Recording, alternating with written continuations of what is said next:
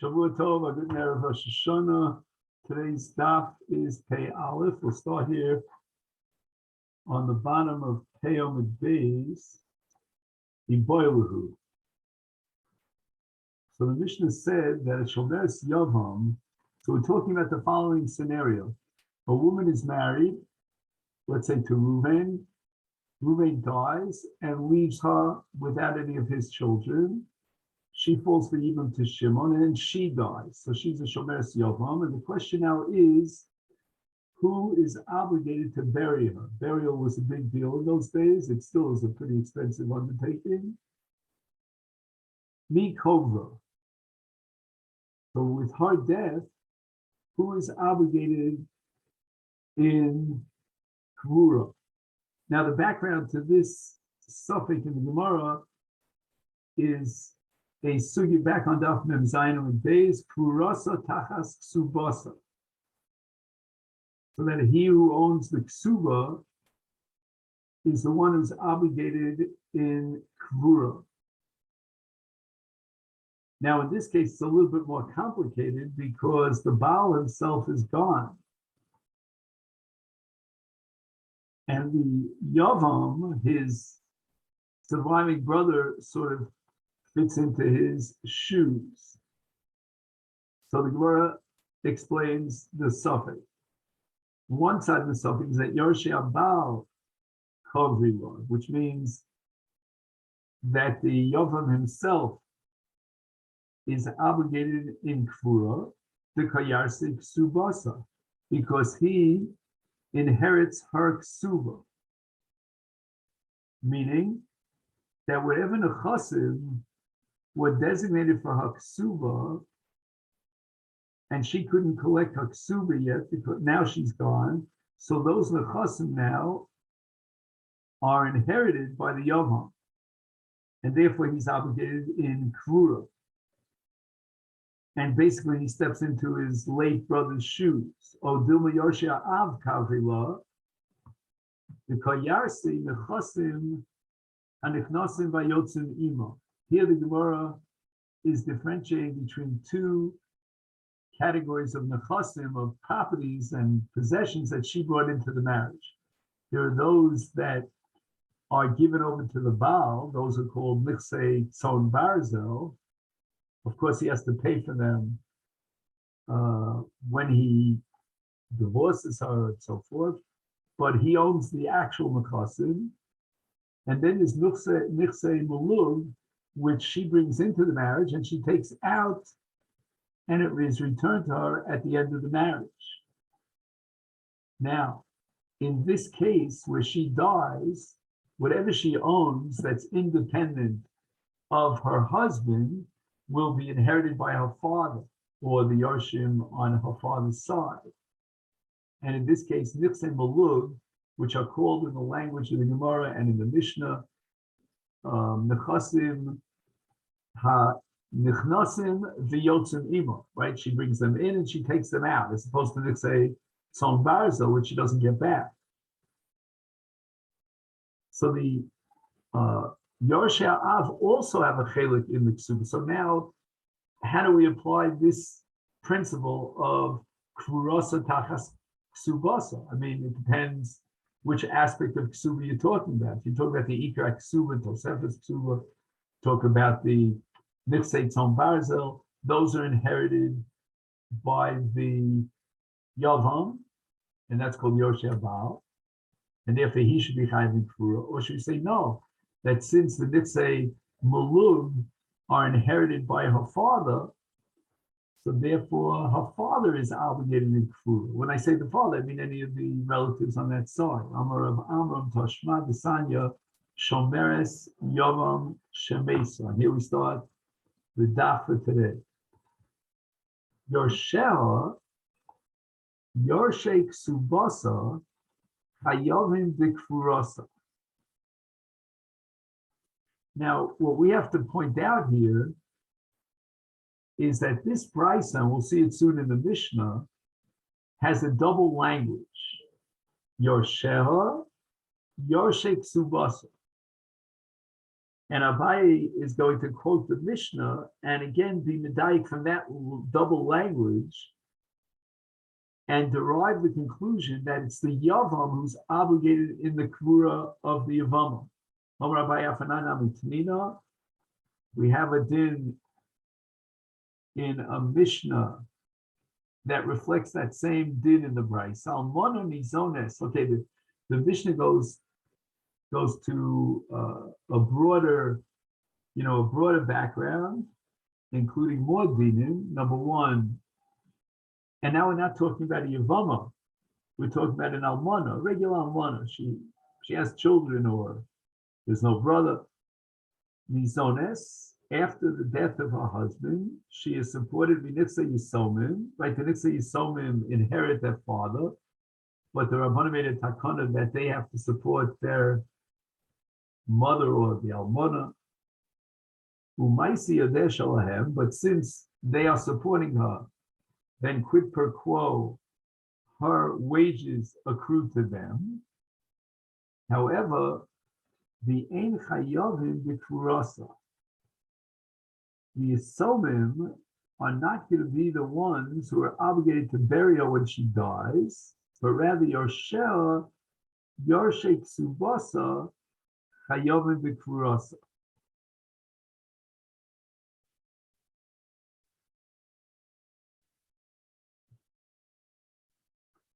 So there's an extra redundant phrase over here. It says not only Yoshel, but it says Yorshei Ksubasa. And that's a repetition. And what we're going to be medayek from the extra words is that even though this Mishnah is addressing the case of a regular almana, and that's the word Yoshel, but the Mishnah adds Yorshei Ksubasa for the special case of a Yavama. And Ezi Yavam Almana Sheyesh La Shnei Yorshim. So now let's watch what goes on here. It says Yorshei Ksubasa in the plural. And it must be referring to a Yavama who has two Yorshim. As we said at the outset, her properties get split. Her Ksuba and Nichsei Tzombarzal go to the Yavam, whereas her Nichsei Malud go to her father. So that's called Yorsheh. And then it says Yorshei Ksubasa. So it depends on who gets the Ikar Ksuba. We're not talking about the father who would get back the Nechasim and Echnosim, the Yotzim Ima, which means the Nichsei Malud, but rather we're talking about her husband, or now in this case, the Yavam who replaces the husband.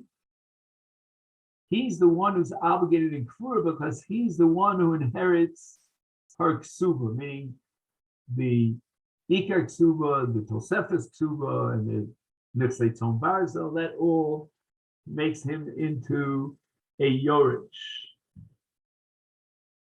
Now, Rava is going to contest the logic that underlies this halach. We're not saying that Rava rejects the Brisa or a biased proof from the Mishnah to support the conclusion that we came to from the Brisa, that it's the Yavam who's obligated Kvura, but logically he argues, Amar Rava Lema, why can't the Yavam put forth the following claim? Achani Yoresh. Ishto ain't any COVID. My inheritance of the Ksuba is not coming directly from her, from the Yavama. My inheritance is directly from my late brother. I'm an Ach, and I inherit my deceased brother.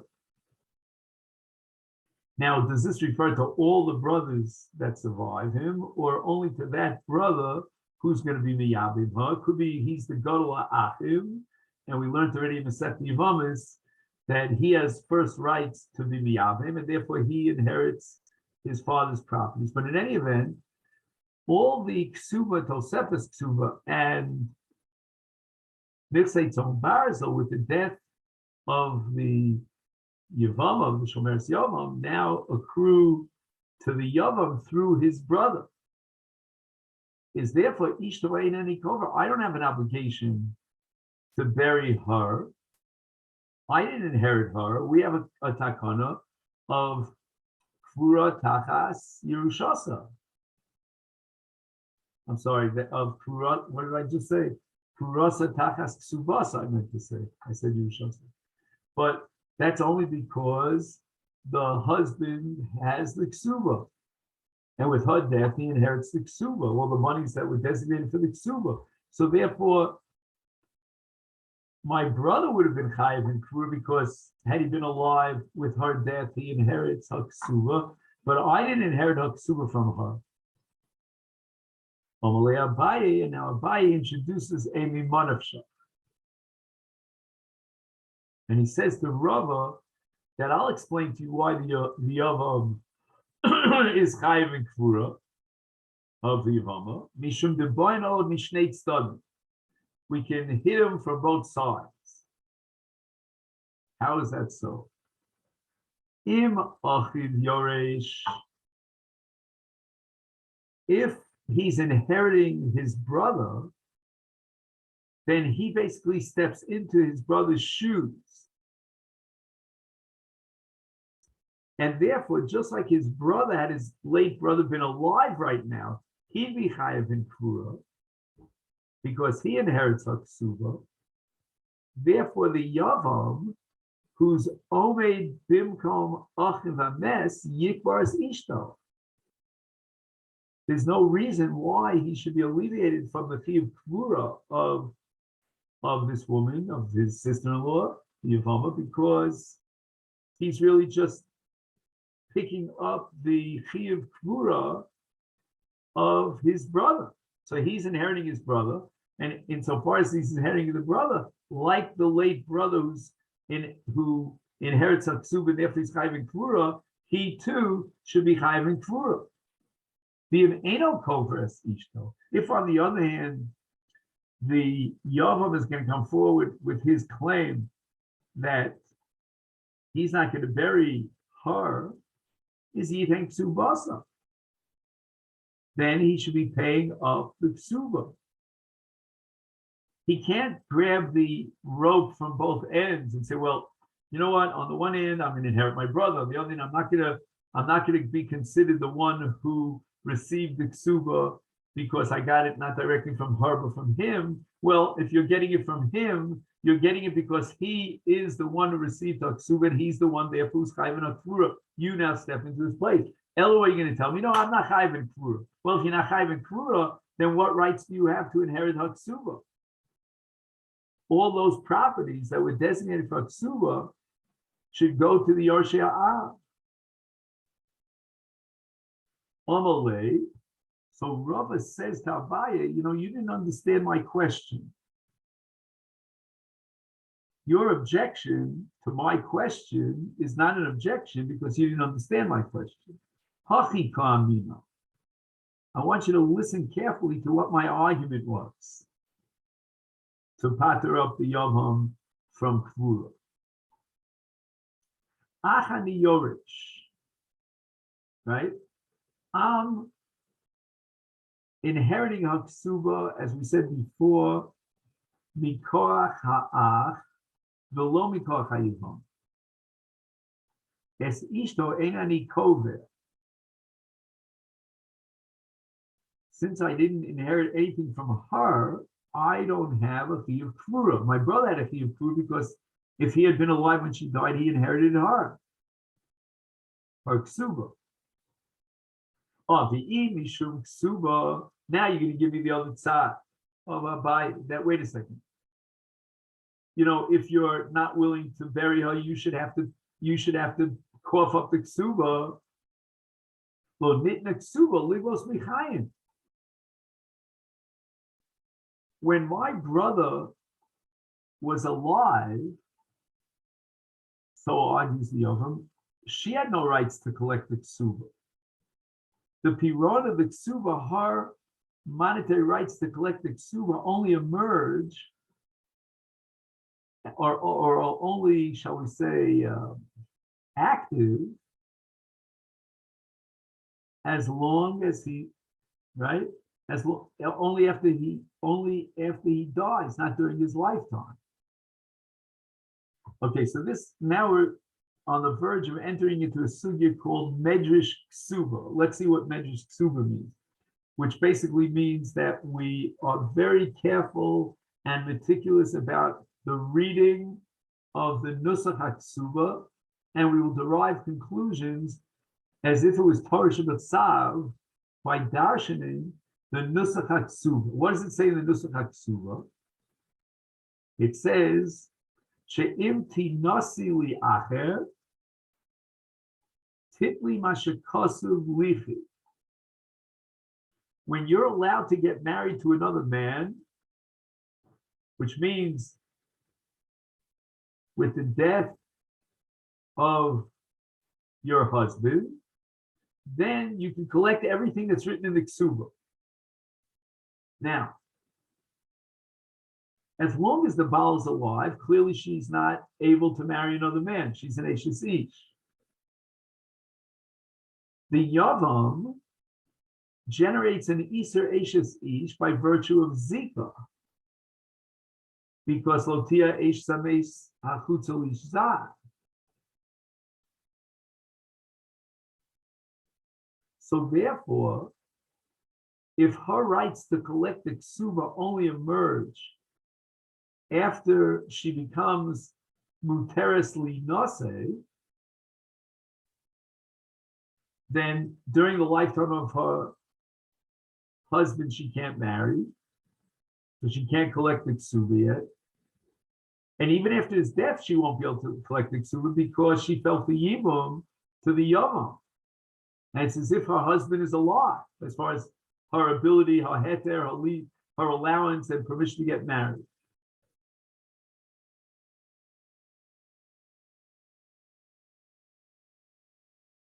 So based on this logic, you cannot say to the Yavam, argues Rava, that look, you want to collect the Ksuba and hold on to the Ksuba and the Chassan that would designate for the Ksuba, and at the same time you don't want to bury her. That's impossible. You can't have your cake and eat it, have the Ksuba, and then wipe your hands clean of Kfura. That you can't do because the Kfura and the Ksuba go together, hand in hand.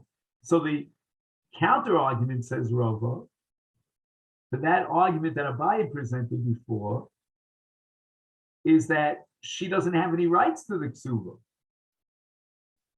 So what are you telling me? He has to bury her because of the Ksuba.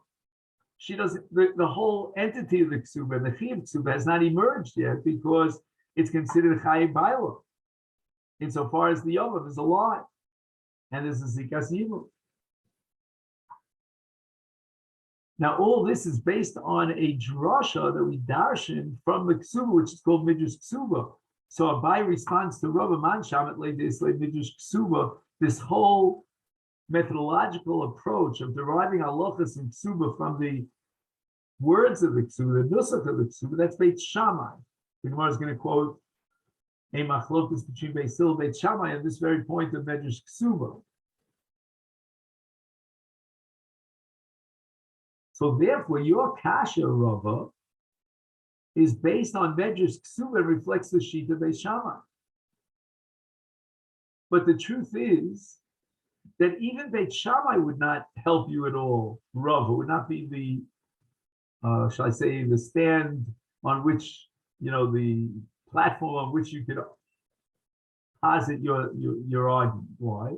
Because Shamina Lula Beit Shammai, the Amri Shtara Omed Ligros Kigavli Dom. We have another principle which is unique to Beit Shammai, as we'll soon see. And that is, let's say a Malva has a star against the Lova, it's as if he's already collected the money of the loan that's written in the star. So it means that a chazak on the star is considered like he's muchzak on the nechasim of the Lova, which he wants to collect from. So even though physically the Lova is muksach, but al pidin, according to Beit Shammai, it's the Malva who's muksach. Now let's go to the case of Shomer Yavam, who died. It says Abaye the shtar ksuba makes her into a muchzak on nichsei habal. It's not like the properties that are lien and are now in the possession of the husband, but they're lien for the purpose of her collection of her ksuba. That makes the Baal muchzak. No, according to Beit Shammai, it is the Isha, she's muchzekes. So when the Yavam inherits his brother's possessions, and those possessions will lien to pay the ksuba, their meshubadim leksuba, he can only inherit those straight from her because she's considered muchzekes. And Abai now is going to prove from a Mishnah that Beit Shammai holds shtar ha'omed ligvos ki gavri dam. And this Mishnah is in Sota Daf Chav Daled and Yevom Islamid Chesam Beis. Isnan. So this Mishnah is addressing the case of collecting the ksuba in a sota situation, right? A sota who violated the kinui and she had stira, she's asur al baila until she drinks from the meimarorim. But she can only drink from the meimarorim if her husband is alive.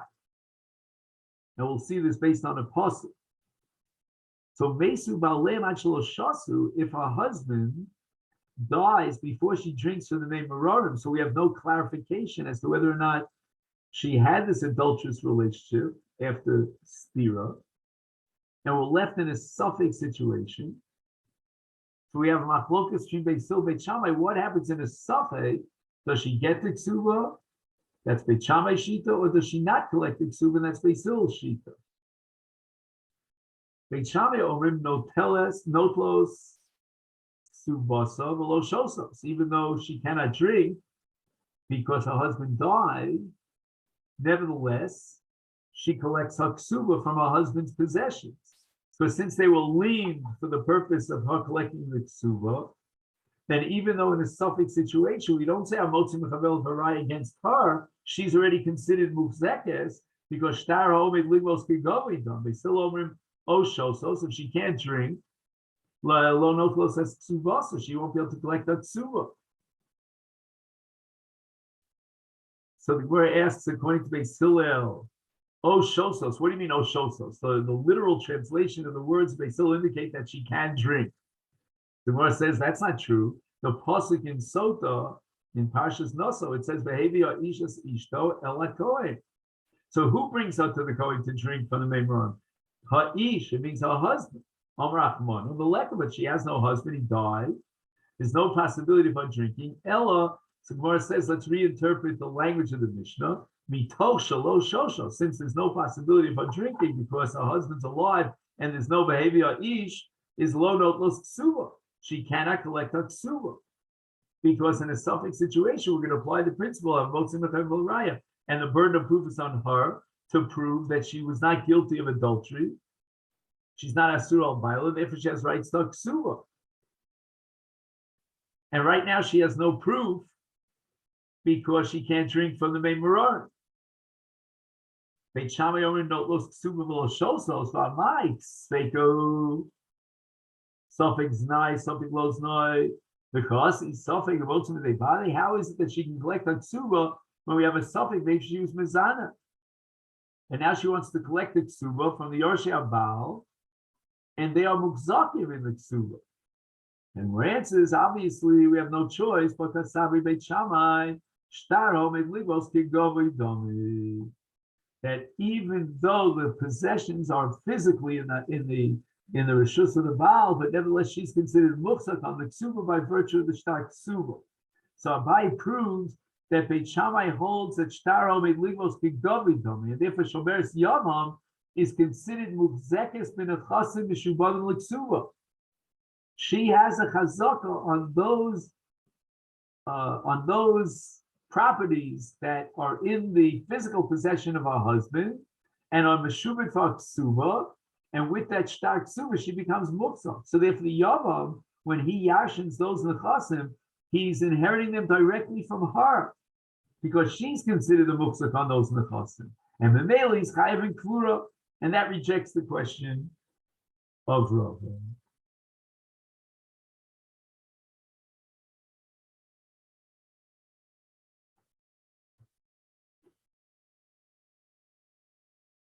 So now the Gemara comes back to ask a kasha on Abaye.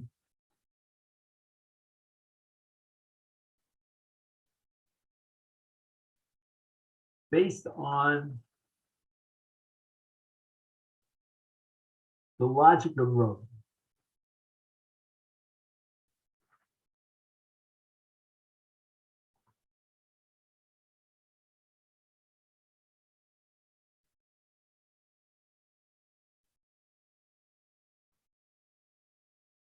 What was the logic of Abaye? Abaye had to be monashach of boyna old mishnei stud, meaning that if he, the yavam, inherits his brother, then he also inherits, so to speak, the fee of kvura. And if he's not willing to be kover, he should have to pay the ksuba, affecting the Gemara of Haba'inon. But we need, as is written in the ksuba, in order to collect the ksuba, a fulfillment of the following condition: right? The ksuba indicates that she can only collect the ksuba if and when she becomes muteris li nase. But here, since she's yavama, she is asur li nase. Therefore, she can't collect the ksuba. Your argument, Abaye, that the ksuba is in her possession is not correct. And more answers, Amar Avashi, Yavam nami ke'acher dami. We can even fit this in to the language and the nusach of the ksuba. And there is a higiazman, that the time came for her pirot the ksuba. Why? She is allowed to marry anyone else because she's allowed to marry the yama. So she does have a heter to marry someone else. And when it says in the ksuba, kishetinasi li'acher means anyone, even one person that she's allowed to marry, and in this case, that's the yom. Now, Rava is going to raise a kasha against Abaye because Abaye was the one who said that according to Beis Hillel, nitna ksuba ligvos b'chaya yovam. She can collect the ksuba even though the yovam is alive, because it's considered that she's allowed to marry someone, meaning the yovam. Sholach le Rav Abaye, Yad Rav Shmaya bar Zira, umi nitna ksuba ligvos michayim. Is it really true, as you argue Abaye, that the ksuba could be collected during the lifetime of the yavam?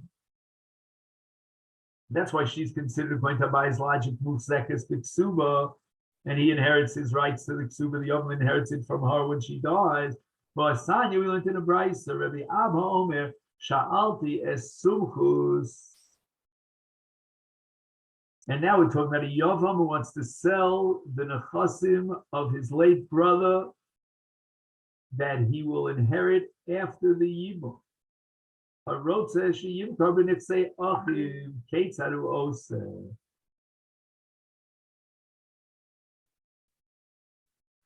this kasha, I wouldn't call it a kasha. This question is predicated on the Mishnah, the long Mishnah on Daf Pei Amud Beis, which was the Daf of Shabbos.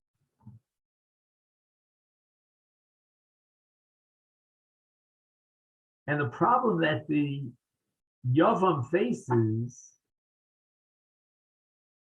is that after his Yibum, if he wants to sell the Nechasim, there's a lien on these Nechasim, that Meshubadim for Haksuba. So again, even though he's only a Yavam, he's not the original husband, but nevertheless, once he marries her, Rei Kishol Chol Davar, and now his nechasim are mishubadim for. So is there any way that he can get out of it, wiggle out of it, and create a genuine, what's the word I'm looking for? A valid sale that would qualify, even though there's a shibud on his nechasim. Is there a way that he could be mavatil that shibud so that would allow him to sell his nechasim? Otherwise, he's like in jail. Im Cohen who?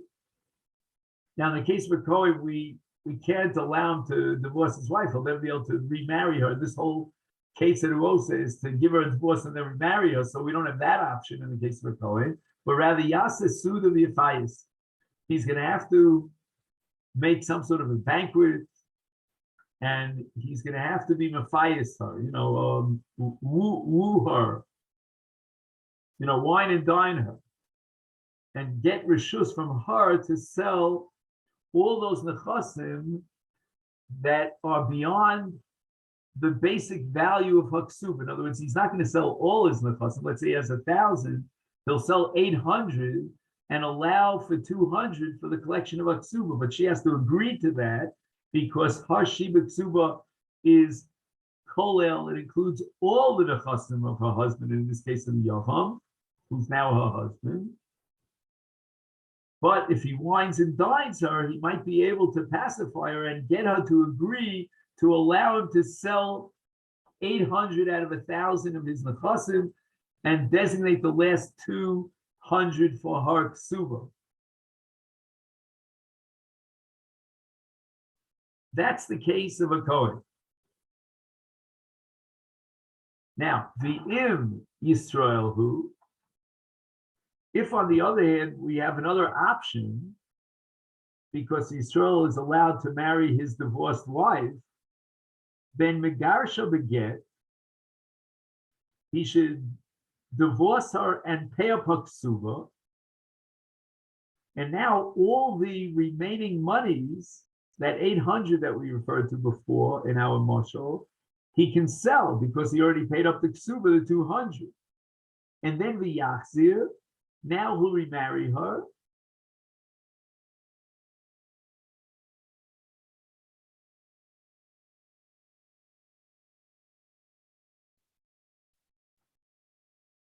One second, did he actually pay up the ksuba? Just 1 second. Doesn't make sense because he's going to pay the ksuba twice. Wait, I'm sorry, I'm missing one point here. Okay.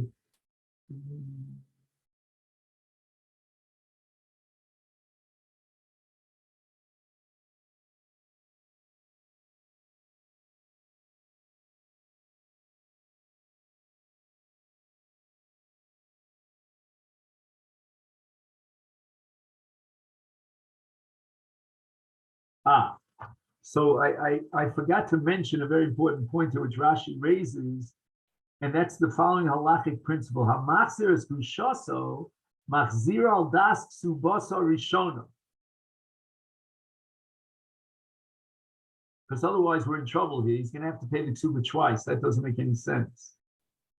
But in any event, by delivering her a get, he now frees his nechasim from a shibud, and that's going to allow him to sell his nechasim, and then the 200 for ksuba he'll pay up, and then he'll remarry her, and he doesn't have to give her a second ksuba because he already paid her the first ksuba.